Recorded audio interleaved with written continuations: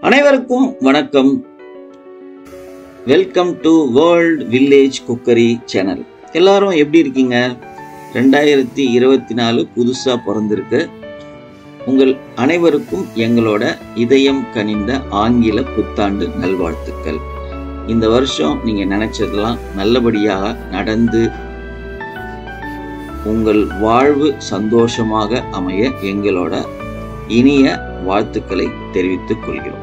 இன்னைக்கு new year ஸ்பெஷலா ஒரு அற்புதமான செம டெலிஷியஸ் காரசாரமான செட்டிநாடு இறால் குழம்பு எப்படி செய்யறதுதான் பார்க்க போறோம். பிரான் மசாலா சொல்லலாம், பிரான் கறி சொல்லலாம். இது சாப்பாட்டுக்கு ஊத்தின்னு சாப்பிட்றதுக்கு அவ்வளோ சூப்பரா இருக்கும், செம்மையா இருக்கும். அதே மாதிரி இட்லி, தோசை, பூரி, சப்பாத்தி, ஆப்பம், இடியாப்பம் எல்லாத்துக்குமே செம்மையா மேட்ச் ஆகும். நீங்க கண்டிப்பா ட்ரை பண்ணுங்க. இந்த செட்டிநாடு ஃப்ளேவர் செம்ம டிஃப்ரெண்ட்டாக சூப்பராக இருக்கும். அதுக்கு முன்னாடி நம்ம ஒரு 1/4 கிலோ பெரிய பெரிய எறா க்ளீன் பண்ணி தனியாக எடுத்து வச்சுக்க போகிறோம். எப்படி க்ளீன் பண்ணுறதுன்னு நம்ம வீடியோ பார்த்தீங்கனாலே தெரிஞ்சிடும். மேலே தோலெல்லாம் எடுத்துட்டு அந்த உள்ளே இருக்கிற சின்ன ஒரு குடல் பகுதியை ஒன்று தனியாக எடுக்கணும். அது கண்டிப்பாக எடுக்கணும். அதே மாதிரி எடுத்து க்ளீன் பண்ணி இதில் ஒரு 1/2 ஸ்பூன் மஞ்சத்தூள், கொஞ்சோண்டு உப்பு போட்டு நல்லா பெசரி தனியாக ஒரு 1/2 மணி நேரம் 1 மணி நேரம் எடுத்து வச்சுடுங்க. எப்பவுமே சீ ஃபுட்டில் மஞ்சத்தூளும் கொஞ்சம் உப்பும் போட்டு பெசரி வச்சிங்கன்னா நம்ம ஆரோக்கியத்துக்கு ரொம்ப நல்லது. இப்போ நம்ம செட்டிநாடு மசாலா பொடி ஒன்று ரெடி பண்ண போகிறோம். இது மெட்ராஸ் ஸ்டைலில் தான் இந்த பொடி ரெடி பண்ண போகிறோம். பொதுவாக காரைக்குடியில் அது வேறு மாதிரி பண்ணுவாங்க. இது சிம்பிளாக இருக்கும். இது மாதிரி பண்ணிங்கன்னா கொஞ்சம் ஈஸியாக நம்ம பண்ணிடலாம் செட்டிநாடு மசாலா. அதுக்கு நம்ம ஒரு வானலியை வச்சுட்டு 2 ஸ்பூன் தனியா எடுத்துருக்கோம், 1 ஸ்பூன் மிளகு எடுத்துருக்கோம். நல்லா பொறுமையாக நெருப்பு குறைவாக வச்சு பொறுமையாக வருங்க. அப்புறம் ஒரு 7-8 காஞ்ச மிளகா எடுத்துருக்கோம், அதையும் போட்டுக்கலாம். ஒரு 4 காஷ்மீரி மிளகா எடுத்துருக்கோம், அதையும் இதோட போட்டு சேர்த்து வறுத்துக்கலாம். இந்த காஷ்மீரி மிளகா கலருக்காக மட்டும்தான் சேர்க்கணும். அப்புறம் 1 ஸ்பூன் ஜீரகம், 1 ஸ்பூன் சோம்பு, 1/4 ஸ்பூன் வெந்தயம். இது எல்லாத்தையும் நல்லா பொறுமையாக நிதானமாக கோல்டன் கலர் வர வரைக்கும், அதாவது இந்த மசாலாதுலேருந்து ஒரு வாசனை வரும். அப்புறம் தனியாவும் மிளகும் வெடிக்க ஆரம்பிக்கும். மிளகா ஒரு மாதிரி மொறுமொறுப்பு தன்மை, உடைச்சா உடையிற மாதிரி ஆகும். அந்த அளவுக்கு வந்ததுக்கப்புறம் நம்ம இறக்கிட்டு தனியாக ஒரு பிளேட்டில் போட்டு ஆற வச்சுக்கலாம். ஆறுனதுக்கப்புறம் மிக்சியில் போட்டு நல்லா நைஸாக அரைச்சிக்கலாம். அதுக்கப்புறம் அடுப்பில் ஒரு பேனை வச்சுட்டு ஒரு 3 கரண்டி எண்ணெய் ஊற்றிக்கலாம். அதில் பட்டை, லவங்கம், ஏலக்காய், ஸ்டாரு, கல்பாசி எல்லாமே போட்டுக்குவோம். 2 பச்சை மிளகாய், கொஞ்சம் கருவேப்பிலை போட்டு லேசாக வதக்கிக்கலாம். அதில் ஒரு 2 மீடியம் சைஸ் வெங்காயம், நான் வெங்காயத்தை பச்சையாகவே அரைச்சி வச்சுருக்கேன், அதையும் இதோட போட்டுக்கிட்டு வெங்காயம் நல்லா கண்ணாடி பதம் வர வரைக்கும் நல்லா வதக்கணும். வெங்காயம் வதங்கும் போது அதில் ஒரு 1/2 ஸ்பூன் மஞ்சத்தூள் போட்டுக்கலாம்.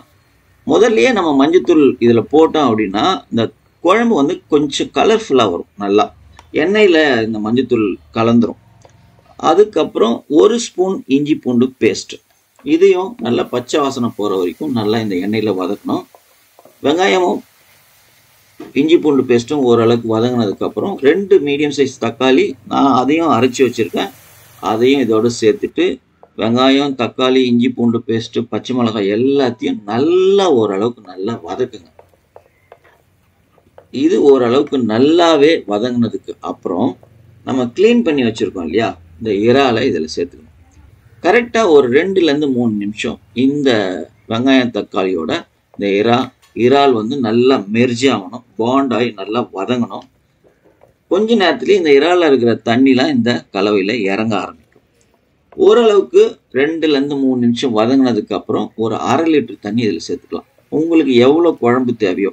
இது நாங்கள் 3 பேருக்கு தேவையான குழம்பு ரெடி பண்ணுறோம். இப்போ இந்த தண்ணி ஊற்றினோன்னா தண்ணி கொதிக்க ஆரம்பிச்சதுக்கப்புறம் இப்போ நம்ம ரெடி பண்ணி வச்சுருக்கோம்ல அந்த மசாலா, செட்டிநாடு மசாலா பவுடர், அதை நம்ம மொத்தமாக போடக்கூடாது. நம்ம எவ்வளோ குழம்பு செய்கிறோமோ அதுக்கேற்ற மாதிரி ஒரு 4லேருந்து 5 ஸ்பூன் இதில் சேர்த்துக்கலாம். மீதியை நம்ம எடுத்து வச்சுட்டு வேற எதுக்காச்சும் இந்த பொடி யூஸ் பண்ணிக்கலாம். நீங்க இந்த பொடி எதில் சேர்த்தீங்கனாலும் செட்டிநாடு அதோட சேர்த்து சொல்லிக்கலாம் அதனோட பேர்.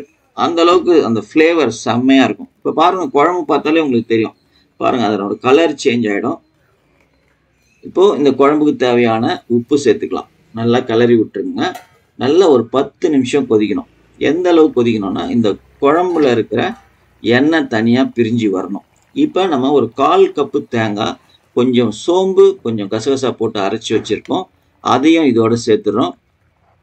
தேங்காய் சேர்த்தத உடனே ஒரு 2 நிமிஷம் கொதிக்க வச்சு இறக்கிறதுக்கு முன்னாடி ஒரு 1/2 ஸ்பூன் கரம் மசாலா பவுட்ரு, பொடியாக நறுக்குனா கொஞ்சம் கொத்தமல்லி, கடைசியாக 1 ஸ்பூன் நல்லெண்ணெய், செக்கிலான நல்லெண்ணெயை கலந்து நல்லா மிக்ஸ் பண்ணி இறக்கிட்டிங்கன்னா அருமையான டேஸ்டியான செட்டிநாடு இறால் குழம்பு. இது வந்து செட்டிநாடு ப்ரான் மசாலா சொல்லலாம், ப்ரான் கறி சொல்லலாம்.